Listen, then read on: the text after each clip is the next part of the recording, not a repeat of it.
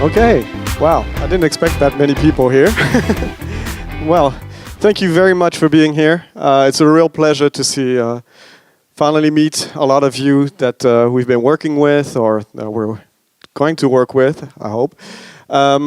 So my presentation is called Welcome to OSGI. My name is Serge Huber, I'm the CTO. And I'll start with a quick introduction. So, I am Jahia's CTO and co-founder. I'm also one of the original developers of the software that we started in 2001. So this is 13 years ago. I'm really passionate about making Jahia the best it can be. So I won't say Jahia is flawless. I mean, that'd be very presumptuous of myself. But really, we're focused on that. And, you know, I think we have a lot to show. But overall, I am very, very happy to be here with you. This is our first JahiaOne conference ever. And we've been toying with this idea for a long time, and we really didn't know what to expect. And I'm really happy to see that from the 6 people that started 13 years ago at my mom's place, we were doing meetings with my mom serving us brownies. We are here today. So, I'm going to talk about the major architectural change we've done in Jahia 7. And this was something that was not the easiest decision to make, because we are not a new company starting up. We're not starting from scratch. We have a lot of existing customers, and we really want the experience to be good, but the architecture to also be modern, and as modern as it can be. So for this version, we really worked very, very hard to make sure that whatever changes we introduce, we make sure that you can benefit from those as quickly as possible. So we're going to quickly go back in time and look at the history of what Jahia did in terms of template and module history. So in 2001, in the first version of Jahia, we introduced JSP templates packaged in jars, and the JSPs directly contained the content definitions. And each of these jars was copied for each site that was created. Well, actually, on the first version, we didn't have multiple sites, so there's a small mistake there. But then in version 2, when we introduced multiple site support, we copied the templates every time. And the reason for that is that we anticipated that people would be mostly using Jahia in a hosted environment where they wanted separate, completely separate environments every time. But things changed along the lines. And version 3, this is not directly in the templates or modules, but it had a big impact in terms of how you develop templates, is the HTML cache was introduced. So here we saw really, really good performance, but also this introduced some notions that you had to have when you were working on templates. In version 4, we introduced JSP taglibs. So this was in 2003. And here, this was really along the lines of trying to offer easier to use tools to develop your modules or your templates. In version 5, we introduced, before that we already had sort of portlets, but we didn't support the actual standard, the portlet API standard. So in version 5, we made sure that we had that in, and since then we've been improving it. But it's something that, strangely, didn't take off that much. Portlets, a lot of people were talking about portlets, but they didn't really deliver that many projects with them.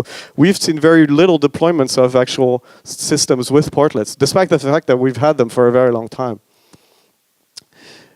In version 6, we changed the packaging of the JSP templates, and we packaged them in WAR files.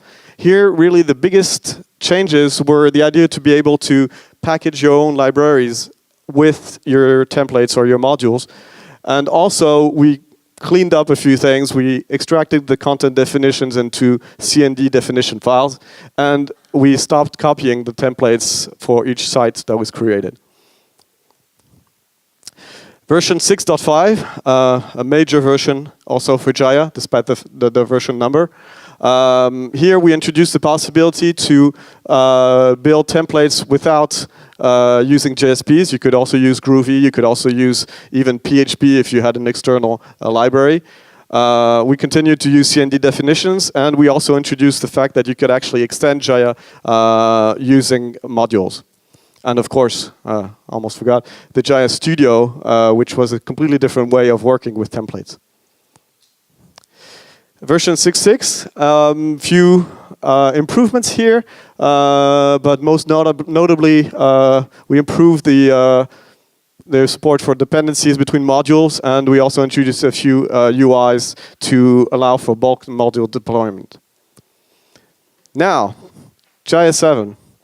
OSGI modules, deploy free coding, Jahia forges, and full studio editing. So I'm going to go into more details about each of these, but just so you know, there's a few things that are really interesting.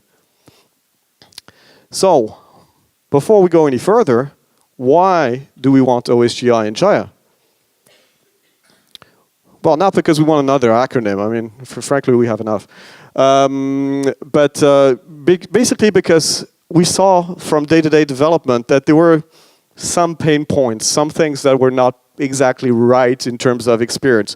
Not that anybody didn't have these problems in our competition or anything. It's really that we wanted to improve things. The other thing, and I have a colleague of mine to thank me for this, because he actually came back to me and said, we need something that we call deploy free coding with OSGI. And without him, I must say, I probably wouldn't have thought of that. So I thank him for that. So really the idea is to make it possible to redeploy modules that contain code without having to restart Jahia. It also makes it possible to handle module versioning and provide isolation for module libraries, and also proper handling of dependencies. So if you had like the need for your own Lucene version, which is one request we get a lot. People want to use the latest version of Lucene that's out, but in Jackrabbit, the Lucene implementation is very, very tied to Jackrabbit, so it's very difficult to plug in another one. And with OSGI, this becomes possible. Also, to make it possible to extend Jahia using modules, so we talked about this, but we went further. And finally, to make it possible to expose other services, this is something I'll show in the second presentation, but it can be really powerful and very simple to do, so it can be very interesting. And of course, a lot more. So let's look at before and after OSGI. What is possible in Jahia before and after OSGI? So the first thing is class or library deployment. So before OSGI, it requires a restart. With OSGI, it doesn't. So this next one is something that might be like a step back for some of you, but it's actually something that also a lot of people, for example, working on WebSphere, have been asking us to do. So on the before OSGI, the module is exploded on deployment, meaning that it's decompressed into the modules directory, and then those resources are used. This is no longer the case in version 7. So you might think, okay, but how do I modify? If I want to edit some HTML, how do I do that? Because I used to go in the modules directory and change the CSS and stuff. Can I still do that? And actually, yes, you can. This is something that we call deploy free coding, and I'll go into details into how it works afterwards. But normally in OSGI, you could not do that. Can you package? I mean, do external libraries go into the webinflib directory, meaning that the webinflib directory of Jahia just becomes this location where all these different jars are deployed, and then it becomes kind of difficult to know what are the ones coming from modules and what are the ones coming from Jahia. So this is no longer the case with OSGI. On deployment cleans up everything it's deployed. So before OSGI, that wasn't the case. Now it's much more the case. There's one exception, but we'll talk about that. And also the capability of preventing module deployment if you don't have the proper dependencies. So that is something also that wasn't possible before OSGI. And finally, the capability to start or stop modules after installation. So that was not possible. There was no separate step as installation main module becoming available immediately. And this is also something that's different. So maybe I can quickly ask the audience, who's familiar with OSGI here? Could you raise your hand? Wow. Okay, so I have my work cut out. Fortunately, I have exactly what you need here. So what is OSGI? It is the most mature Java module framework. There is no other alternative. It's used in the Eclipse IDE. The JAR product also is built using OSGI. The Views BitTorrent client, I don't know if you're familiar with it, but it's also completely based on OSGI. IBM WebSphere is a completely an OSGI application, of course, for quite some time, actually. Apache Sling also, and many more. I've just listed a few here, but there's actually... It was really designed to be minimalistic. OSGI was not designed to be used on huge machines. It was designed actually for set-top boxes originally. So it was really designed to be used in contrived environments. But it can scale very, very high. So what is an OSGI bundle? The bundle is sort of the element of a module in OSGI. Well, it's just a jar file. It's a jar file that contains a manifest. Most jar files do. But it has specific information. It has a bundle identifier, so this is a unique name. And it has a version. This is very important. The version is really central to OSGI. And finally, it has what we call package imports and exports. So packages are basically the Java packages, so org, Jahia, utils, or something like that. So it basically says, I need these packages, or I'm providing these packages. And finally, it can contain an activator. It's optional, so it's not something you need to provide, but you just need to know you could use one or you could provide your own. So let's look at a minimal example. So I have a jar with a manifest file, and I'm just going to provide a symbolic name and a version 1.0. Oops, and that's it, basically. Let me just put this back up. So I don't know why it's... Okay. I need to look here. I don't have the animations on my screen. Okay, so that's basically a very minimal. I don't even need to have any other content in my OSGI. It won't do much, but it's acceptable. Now, before actually introducing OSGI in Jahia, we didn't just think, oh, OSGI looks cool, let's just put it in. No, we looked at other alternatives. And one of the questions I had the most is, why not Jigsaw? Jigsaw is the current ongoing work in the Java platform to provide modules. So what we wanted to do is that we really wanted to introduce something that was based on standards, not something that's specific to a platform or that's not completed yet or experimental.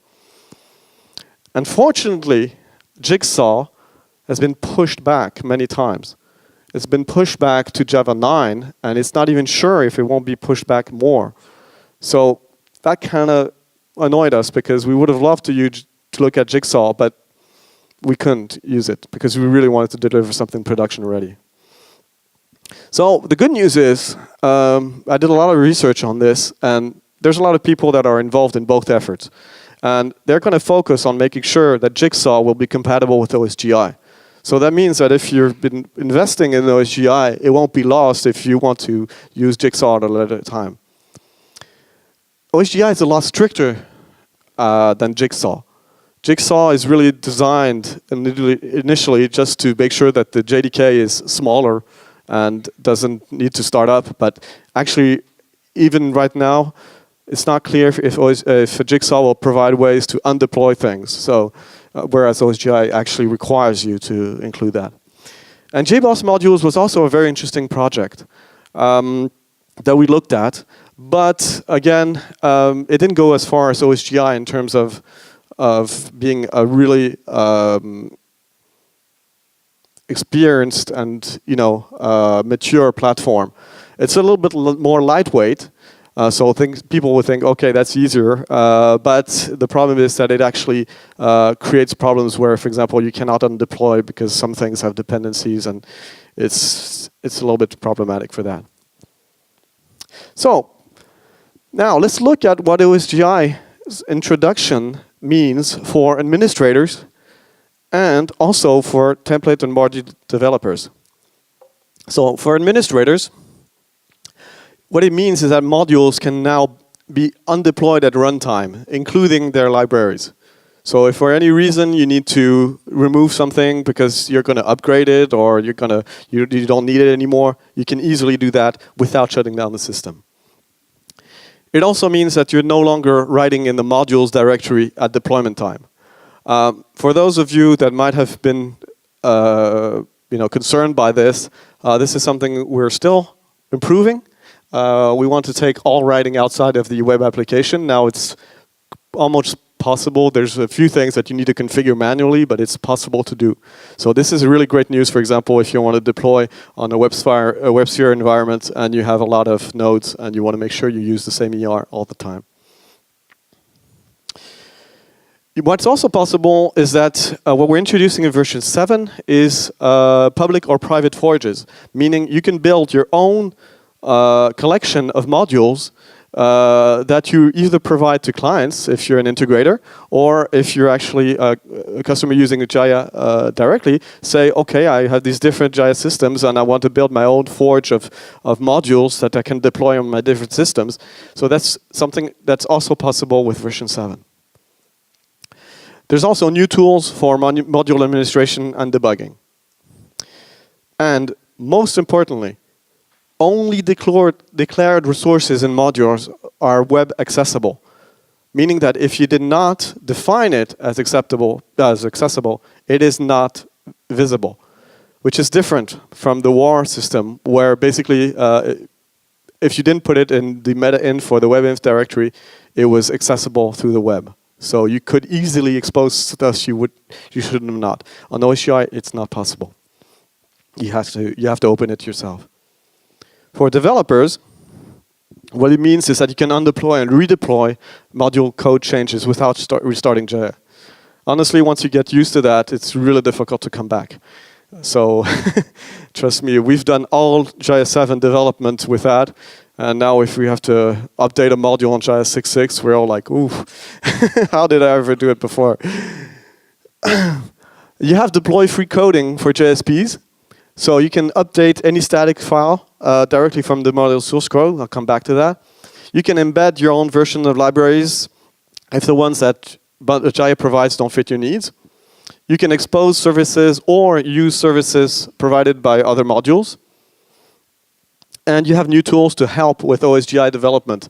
When we got into OSGI, we looked at the tooling and we noticed that a lot of people, don't look at OSGI seriously because they get sort of worried that they don't have the proper tools. And you'll see that we've expanded what's available in OSGI tools to help you really have very little to do in terms of OSGI. So a lot of developers won't even have to know that they're dealing with OSGI because the new tools will do a lot for you. So the new tools for administrators and developers, there's the Manage Modules UI in Jahia. There's a new tool called the OSGI Web Console. There's also a shell. And for developers, there's the new full-fledged Jahia Studio development system. There's deploy-free coding. There's the Felix Maven plugin. And there are new goals in our Maven plugin. So what can you do with these new tools? Within Manage Modules UI, you can upload modules. You can start and stop them. You can deploy them to sites. You can undeploy modules. I put the exclamation point because I like that one. You can view details and dependencies of modules directly from the UI. And you can browse and install modules available on public or private forges. Using the web console, the Felix OSGI web console, this is a console that's available in the Jahia tools. So I don't know if all of you are familiar with the Jahia tools, but these are tools designed mostly for integrators and developers. These are not end user tools, but because they're more advanced and their UI is not as sexy. So it's available in there. It allows you to list the bundles, the OSGI bundles that are on the system and perform operations on them. You can view HTTP service aliases. I'll show that. You can access something called the OSGI configuration admin, but you don't need to know what that is, for the moment at least. You can view and filter OSGI log information. This is really cool because you can actually filter, for example, just to see what warnings you had or what errors you had or collapse the stack traces and stuff like that. You can see all the different OSGI services that are available and their details. And last but not least, you can actually extend it. Because a lot of things in OSGI are extensible because they just say, okay, you can plug in new things. And you'll see that that's something that's really interesting in the Gogo shell. So the Gogo shell is something also interesting. You can actually directly plug into your server using this shell. And you can access it through a telnet connection. So it's not activated by default. We do not want production servers to be accessible through a telnet connection because you can actually shut down the server with this. It's accessible only through the local host interface. So you cannot say, I want to access this remotely. You can only do it locally. So it's really designed for developers or system administrators that know what they're doing. It provides built-in commands, or you could develop your own. So you could say, oh, I want to, I don't know, print a stack trace, or I want to see the memory that's used by my system, or something like that. If the command doesn't already exist, you can easily extend this. I will show you this actually in my second presentation. And if you want to activate it, you just have to add a property in the Jahia properties file. And it's really useful for low-level OSGI operations, whereas the web console is very useful to have an overall view of your system once it's started. If your system hasn't started fully or something is strange, looks strange, you can use the telnet shell to actually connect to it. So that was enough talking. Now, not sure how I'm going to do this with one hand, but I'm going to actually show you a few demos. While I'm waiting for this to start up. I have a very captive audience, I noticed, and I really like that. But you know, if you want to interrupt me at any time to ask any questions, feel free to do so. If you want to tweet anything that you've liked or not liked, that's fine with me too. So, you know, if I see a few of you on the phone, I won't be offended at all. But I really appreciate your interest. So what I'm doing here is I'm actually starting my Jahia. Oops, let me show you that I'm not cheating. It's actually here. So what you're seeing here is the startup of Jahia 7. For the NSC guys that are here in front, you just saw the JBPM startup. And what I'm going to do now is actually show you the new tools. So I hope we don't have any network issues because we've been having network issues all day at the conference. There we go. Okay, perfect. So I'll just log in. So this is the new login screen of Jahia 7. Yeah, I know what's going on. Okay, here we go. And go into this.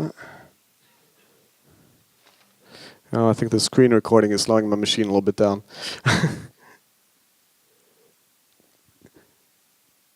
There we go. Okay.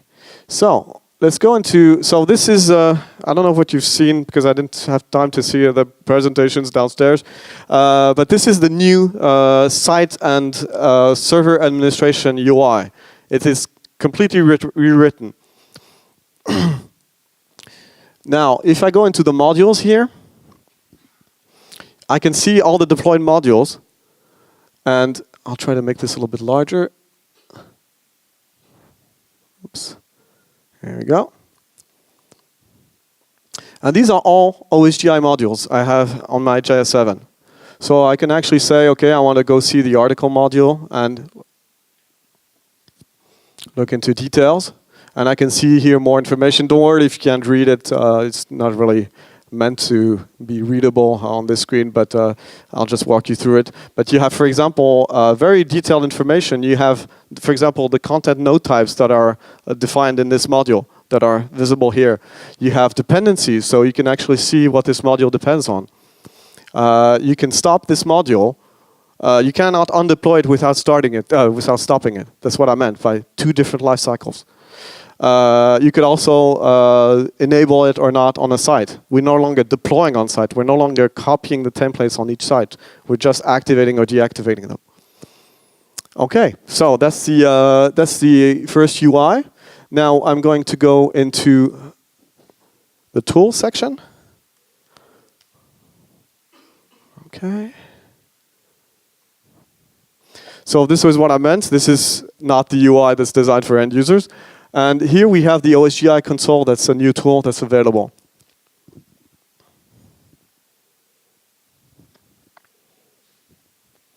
And this is actually something we wrote. This is actually part of the OSGI implementation that we embed inside of Jahia. This is the Apache Felix web console. And here you can see all the different OSGI modules that are inside my Jahia. And I can say, okay, I want to have a look at, let's say, the default Jahia templates. And I can see here all the different headers that are inside my bundle. The big one here is the imported packages one, which means what is it actually using. And the exported packages is actually what's being exposed to the rest of the OSGI modules. And I could also here say I want to stop it, or I want to refresh it, or figure out what that one is. And another thing that's very useful is you can see here that you have different options. You can go, for example, in the log service. And here you'll see anything related to module lifecycles. So, for example, this is the log. And you see here that I have a lot of log information that's in info mode. Let's go check if there were any errors. And I can just change here the level to error, and there's nothing. So that's a good sign. I didn't have any issues with the deployment. If there was an error, I could have said, for example, let's go back here. By default, the exception details is to message only, meaning that you only get one line. But if you wanted to see the full stack trace, you could actually switch this to see it. So again, tools that you get for free that are very useful when you're working with OSGI bundles. And the last one is the mapping view. So this is all the different mappings that are inside your modules that will be web accessible. So this is also wonderful for system administrators that want to quickly see, okay, what am I exposing to the world? And so you'll see here, there's of course a lot, because we have a lot of, this is the developer, the developer install of Jahia, so there's a lot of things that are installed, but this is what we don't recommend in production. You don't want to expose that much to the world. Okay, and as I said, the web console is extensible. You could deploy, you can even download, there are existing ones on the web, you could just download and install additional ones. Now, my favorite, because I'm a Unix guy for a long time, is the telnet. So I'm just going to try to type this with the microphone. Localhost 2019. Okay, I probably can't see that. Let me see if I can make it bigger.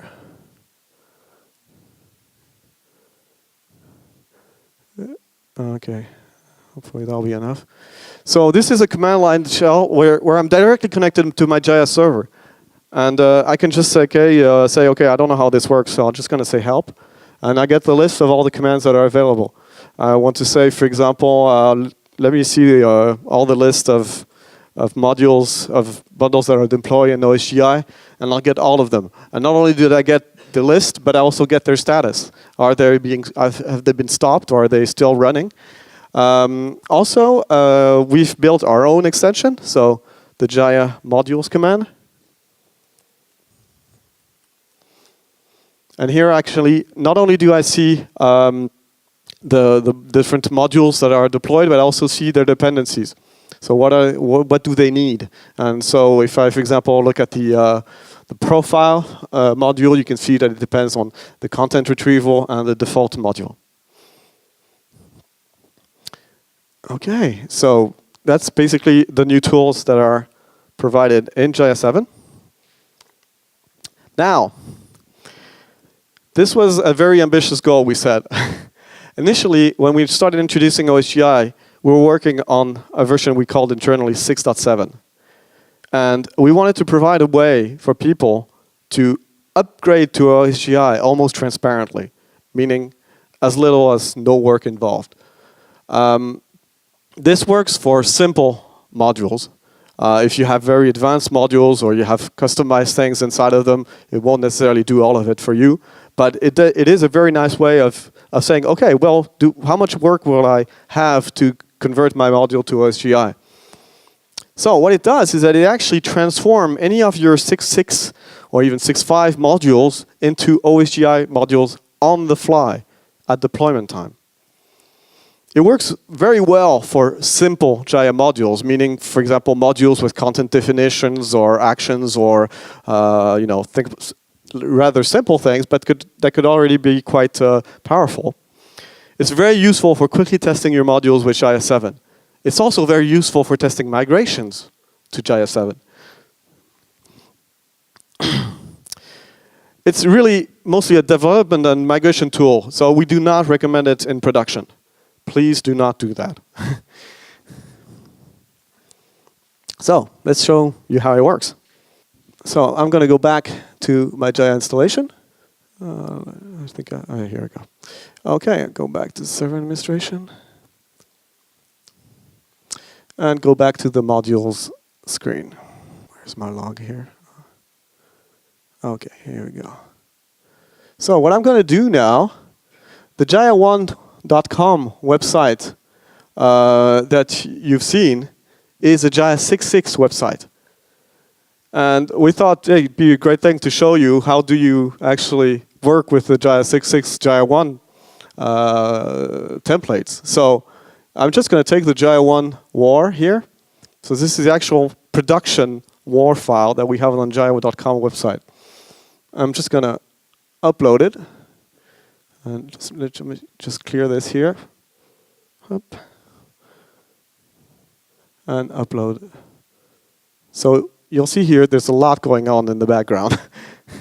Actually, what's going on here is that it's actually analyzing the WAR file to see any dependencies it has and a lot of things.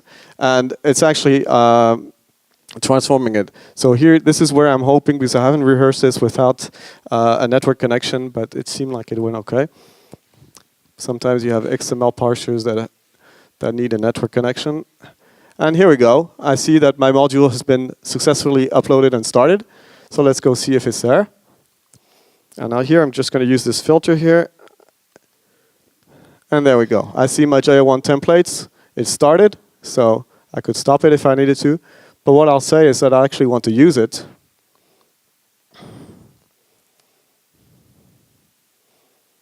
There we go. So I'm going to create a new site. Okay, here we go. I'll call it JahiaOne.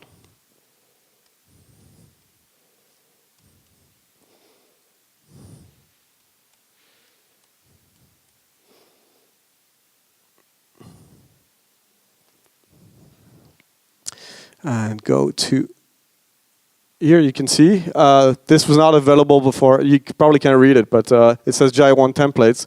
And basically, this was not available before I deployed this WAR. And actually create the site.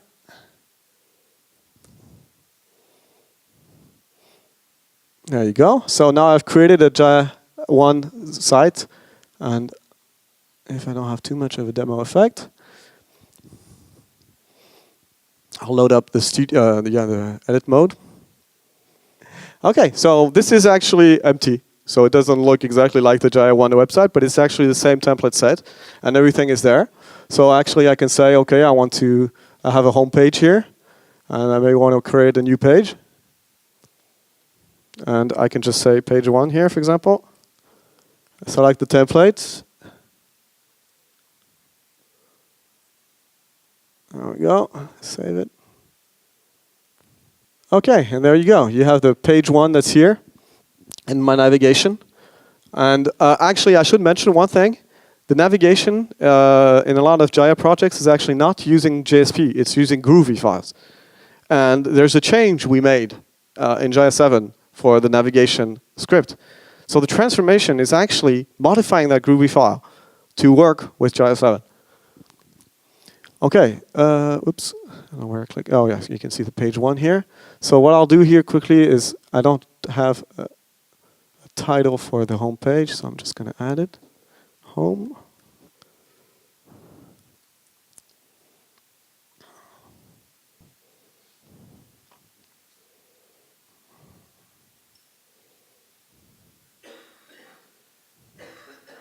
Yeah, I just take the.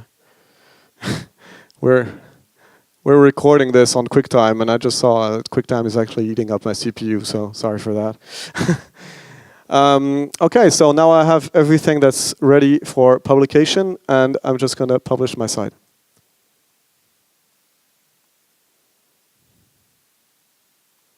Okay, so I think that completes the first demo. Okay, so what's going on? So actually what happened is that the WAR transformation scanned all the static resources that are inside the templates. So JSP, Groovy files, Drool files, XML import files, workflow files, and so forth.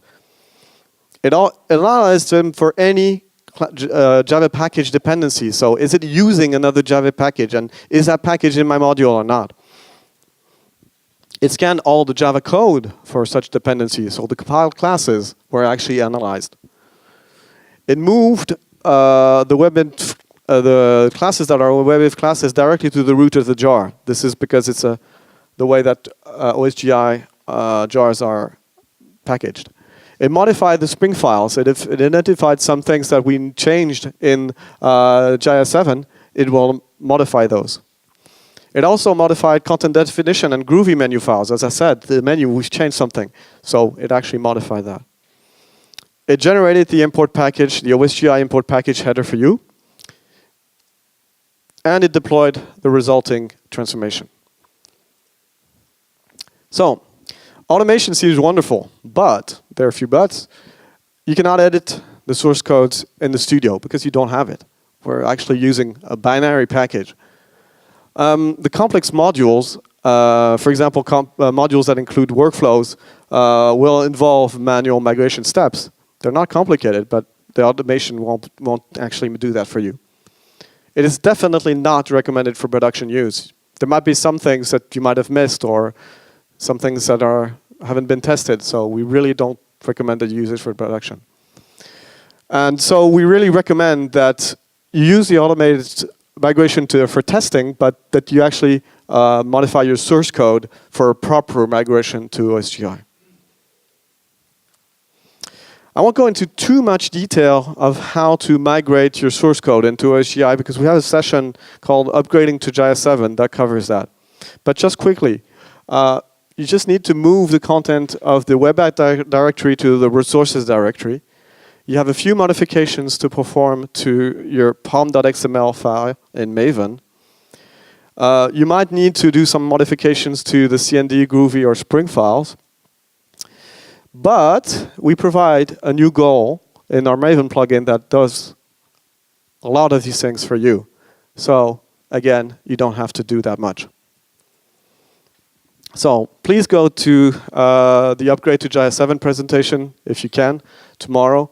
For more details and actually a real demo of how to migrate the Jahia. We'll she actually presents something rather cool, the migration of the JahiaOne website with content and modules to Jahia 7. And if you can't, because you're doing a certification, don't worry. As you can see, we're recording all these sessions, so you could access it online at a later time. Now, deploy free coding. So I think I saw Philippe somewhere. Yeah, there he is. Philippe came to me while we were working on OSGI. Well, actually, I came to him, but he said, listen, this OSGI stuff seems rather cool, but I like to edit my JSP files and my CSS files directly in modules because I'm working on HTML or I'm working on layouts, and I don't want to deploy a jar every time I have to change something. And so I really have him to thank for the inspiration of this. This is not something that's available in OSGI. If you take another OSGI platform, you'll probably not find this.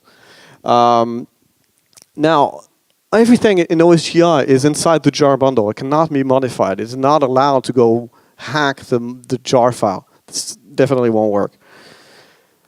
So we found out a way to actually allow you to directly edit from your source code, for example, from your IDE, and without you using any deployment plugins, you know, like something where you would actually, it would transparently regenerate the jar and redeploy it. So the changes are immediately reflected in edit, live, and preview mode. And it works with, for example, JSP, CSS, JavaScript, images, or even other static resources. So before deploy free coding, we had modules that were exploded in the modules directory. You could edit the resources directly in that directory. But, well, that's the same thing here. The modifications were available in live and edit mode. That's not necessarily a problem. But the biggest problem is that you had to be careful and you had to remember to sync back any changes you made to your source code. So, for example, let's say you change the CSS, and then you have your source code project somewhere else, and you're like, oh, I have to remember to do this change back, otherwise I'll lose it, because if I redeploy from source code, if I didn't send back, and you had to do this sort of sync. I know that some people were even using synchronization plugins in their IDEs to make sure that there was always an automated sync. And of course, you had to rebuild the war to make sure that basically everything worked in the end. So how does deploy free coding work? You create your module source code project, either in the studio or in your IDE. You compile and deploy it once to your Jahia server. And so this means that there's a requirement that they be both on a file system that's accessible by both. The reason is that actually on the first deployment, we put a header of the source location. So the server will actually see inside the header, okay, this is where the source is coming from, and that way I know where to look if there are any changes. And so you can just modify your static resources in your code, and Jahia will pick them up. We'll always go look first in the source to see if there are any changes, and if it doesn't find the resource, it will look in the jar. So why did we do this? We really wanted to combine the benefits of direct edits with short development cycles. This is really, really critical. We did not want to make the development cycle longer by introducing OSGI. We want to provide an alternative for people who used to work this way. And, but there is, of course, always some changes that will require redeploying, such as Java classes, which need to be compiled. So let's quickly look at a demo. So what I'm going to do here is I'm going to go back to my administration.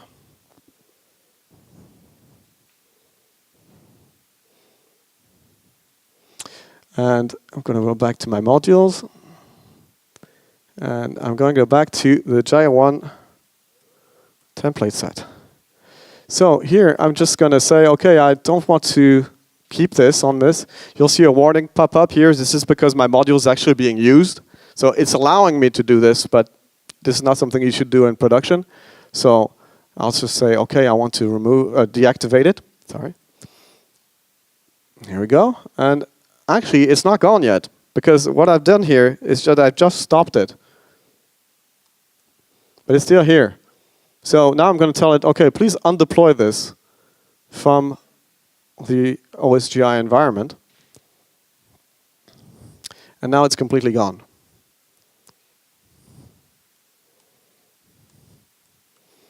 Okay, so I've removed my transformed WAR. That's what I've done so far. So now let's go back to the created site is still there, but it warned me. It said, please don't do this because the created site will not be available because I've removed the module. So the site is still there. But you could also say that you want to remove the site, but this is not.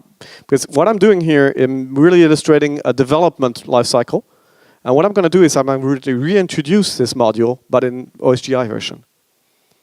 Yes? Just to clarify, the site is still there, but it's not accessible. Yeah, that's right. Yeah. Yeah. Just, I forgot, I should repeat your questions because as we're recording this. But so the question was, what happened to the site? And Tarek actually helped me on this. So the site is actually still there. All the content is still there, but it's not accessible since the module has been undeployed. Now, okay, so let me just find the proper, here we go. So, as I said, I won't go through the details of how I created the OSGI version because it's not in the scope of this presentation. If you want to know more, you can either see the other session or come back to me at the end. But what I'm just going to do here is I'm actually going to compile this version. Let me see if I can gain some time. Oops. Because I've done this previously. Here we go. So I'm just going to cheat here. I don't want to type this again. Up, here we go. So what I'm going to do here is I'm going to compile my module from source code, and I'm going to deploy it to my Jahia server. So here you might be wondering why I have this really long line. Is I'm actually cheating because normally I should use a Maven configuration to tell it where my Jahia server is. But here I just put it all on one line. I put all the properties on one line, so it's pretty long, but it's actually the same thing you're used to. So here it's just going to compile. You'll see a lot of stuff is outputted. What this is the static analysis. So it's analyzing all the static source files to see the dependencies. Okay, now, so if everything worked well, okay, I think I have it now. Let's see if it's still back. So what happened here is that I deployed my module, so if everything went well, I should see it available again.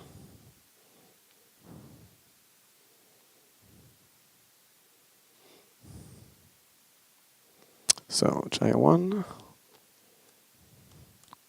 There we go. So basically we've removed the WAR, we've put back the jar, the migrated jar. Well, let's check.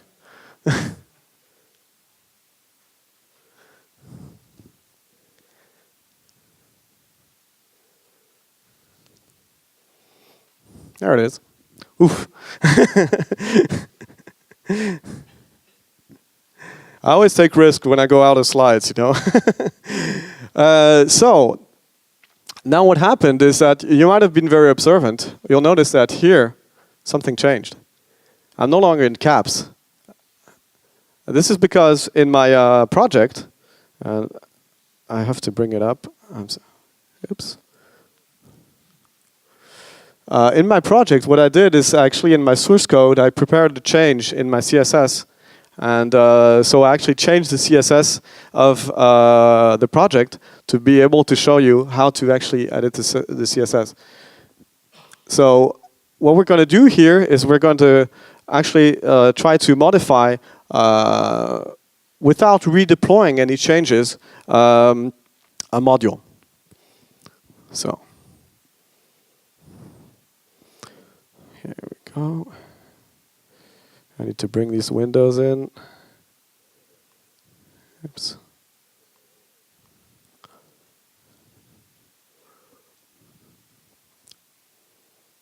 It's loading a lot of stuff.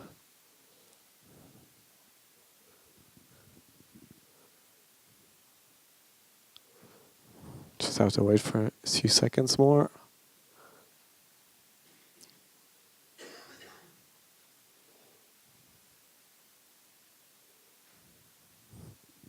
I'm very sorry about these slowdowns. Trust me, once you'll try it on your machines, it'll be faster, but definitely my CPU is being eaten by the screen recording.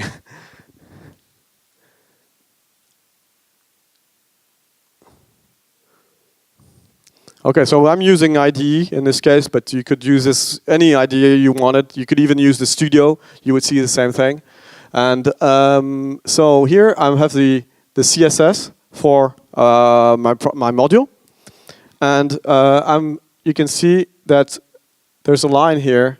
Well, I'm not sure if you can see it, but that's commented out. It's the text uppercase CSS attribute. So I'm just going to remove it here.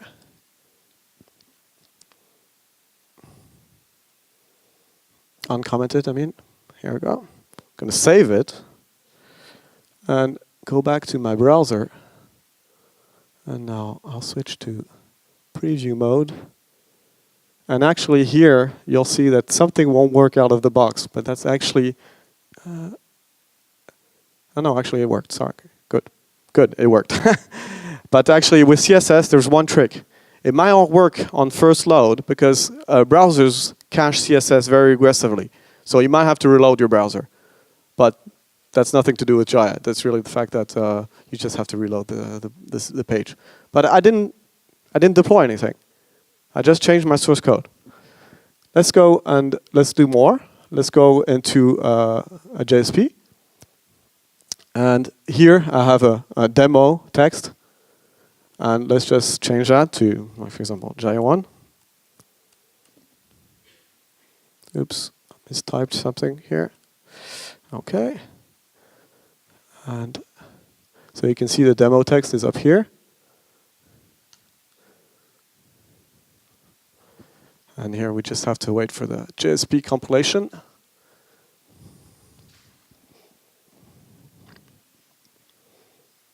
There we go. So you can see, again, no deployment. I'm working as if I was working in a directory, except that I'm actually in my source code. And I'm working from my IDE. I could add JSPs, I could add CSS, I could add images. I could change any of these.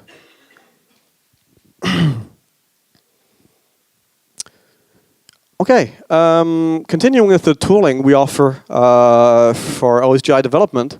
So we offer 2 Maven plugins. The first one is sort of a mandatory one.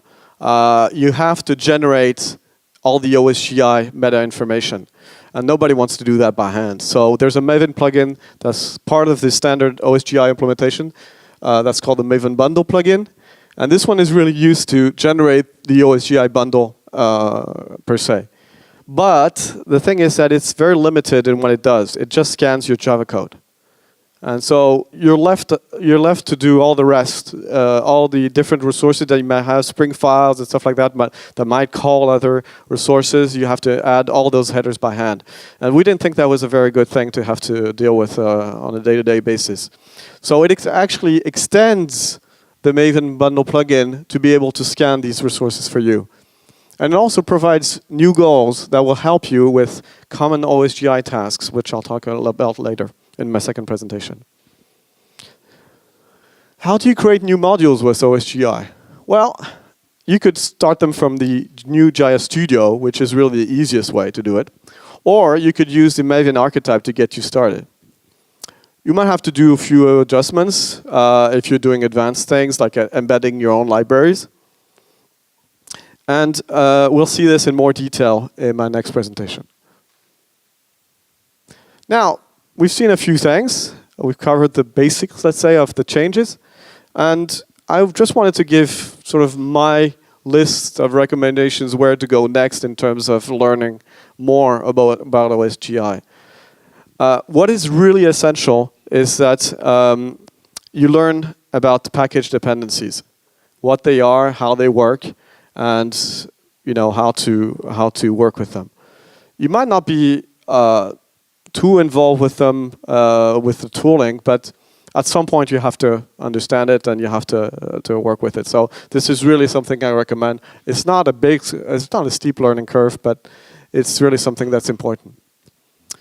Another thing that's also important is sometimes you might need an external library that you want to embed, and there's a few things to know in terms of tips and tricks on how to go fast with that.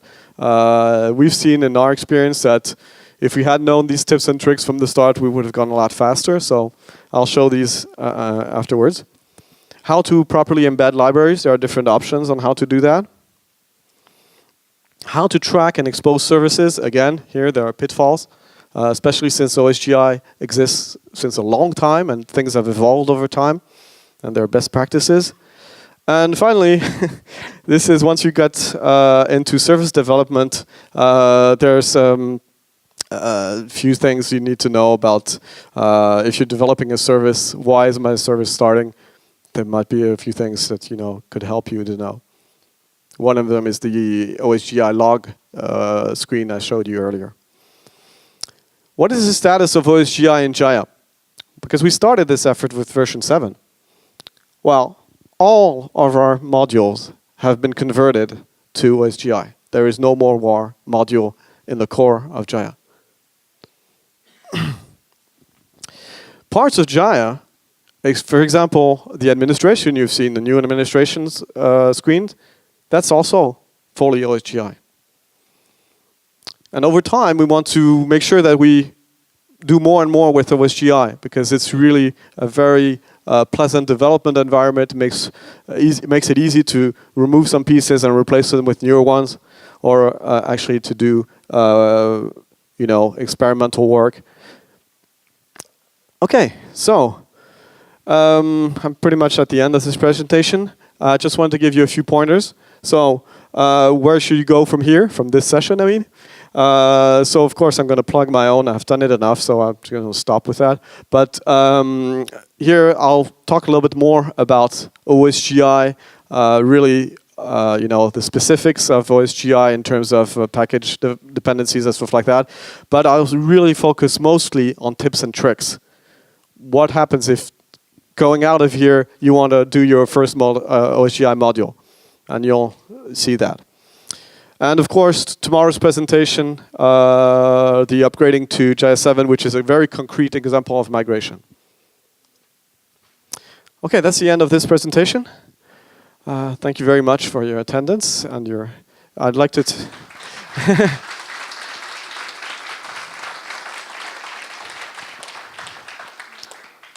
Of course, this is a perfect time for any questions. Okay. Oh, sorry. Okay. I'll just repeat that question if you don't mind. So the question was, does it mean that we're removing the difference between production and development mode? The answer is no. We're keeping that notion. A lot of the notions you've seen in Jahia 6.6 are pretty much the same. The only thing that's mostly changed is the packaging and this dynamic part of modules. But most of Jahia 6.6 in terms of features are the same. Any other questions? Yes, of course, it's much faster. Of course, on this presentation, on this demo, my CPU was being eaten pretty, but it's actually much faster. When I created the JahiaOne templates, the site with JahiaOne templates, I couldn't give you an exact number, but it's at least 50% faster. And the same thing for destruction, because we're destroying a lot less. And this is very important if you're redeploying a lot, which means that you're actually updating the templates and stuff. That's all gone. We don't do that anymore.